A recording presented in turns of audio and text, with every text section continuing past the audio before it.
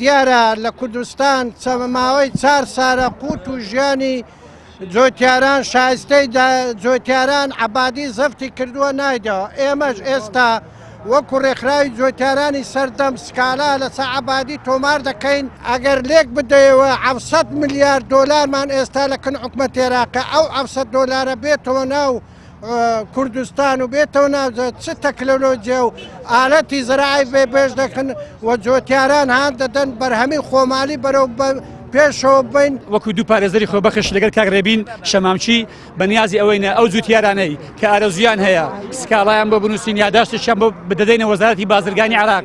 ئەگەر وەزارەتی بازرگانی عێراق لە ماوەی 15 ڕۆژ بە پیر یاداشتەکەمان و تەزەڵومەکەمانەوە نەهات، ئێمە سکاڵا دەنووسین داوا دەنووسین لە محکەمەی ئیداری لەسەر وەزارەتی بازرگانی عێراق و سەرۆکی ئەنجومەنی وەزیرانی عێراق بەڕێز عەبادی.